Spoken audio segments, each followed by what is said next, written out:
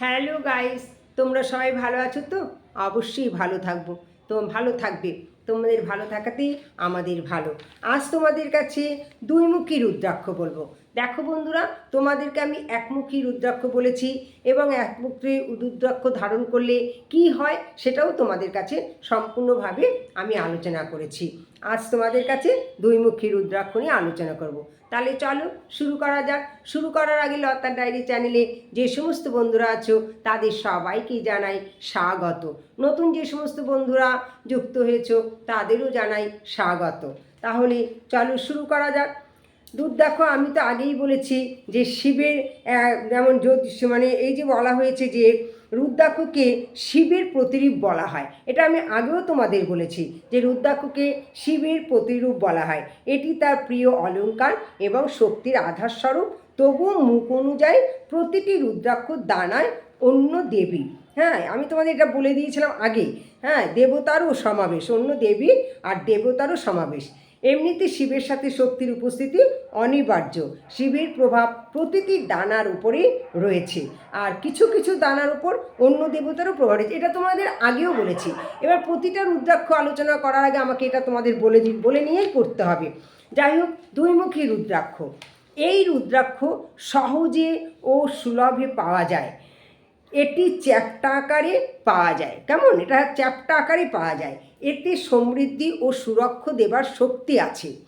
এটি বশীকরণের প্রভাবের সাথেও যুক্ত। তাহলে দুইমুখী রুদ্রাক্ষটা বুঝতে পারলে যে এই রুদ্রাক্ষ সহজে ও সুলভে পাওয়া যায়, এটি চ্যাপ্টা আকারে পাওয়া যায়, এতে সমৃদ্ধি ও সুরক্ষা দেবার শক্তি আছে। এটি বশীকরণের প্রভাবের সাথেও যুক্ত। মহিলাদের জন্য এটি স্বাস্থ্যবর্ধক এবং গর্ভরক্ষক হিসাবে ব্যবহৃত হয়। তাহলে দুইমুখী রুদ্রাক্ষটা ভীষণ গুরুত্বপূর্ণ, বুঝতে পারছো যে মহিলাদের জন্য একটি স্বাস্থ্যবর্ধক এবং গর্ভরক্ষক হিসাবে ব্যবহৃত হয়। এই রুদ্রাক্ষ যিনি ধারণ করেন তিনি জনপ্রিয়, সম্পূর্ণ সুস্বাস্থ্যের অধিকারী ও দেব পূজা অনুরাগী হন।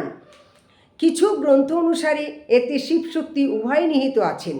এই কারণে দাম্পত্য প্রেম, বন্ধুত্ব, সর্বজন বশীকরণের ক্ষেত্রে এটি বিশেষ রূপে প্রভাবশালী। যাই হোক, যদি দুইমুখী রুদ্রাক্ষ বিধিমতো ধারণ করা যায় তবে এই ব্যবহারিক জগতে সফলতা ও প্রভাব সৃষ্টি করে।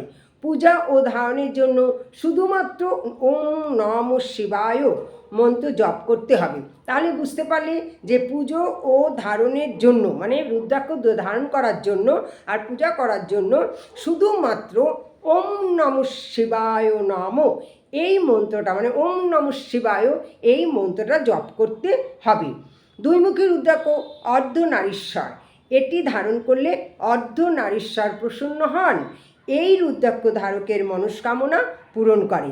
একে ওম নমঃ এই মন্ত্র বলে ধারণ করতে হয়। তাহলে বুঝতে পারলে বন্ধুরা দুইমুখী রুদ্রাক্ষ ধারণ করার কারণটা কি, আর দুইমুখী রুদ্রাক্ষ ধারণ করলে কি হয়, কি উপকৃত হও, এইটা তোমাদেরকে আমি জানালাম।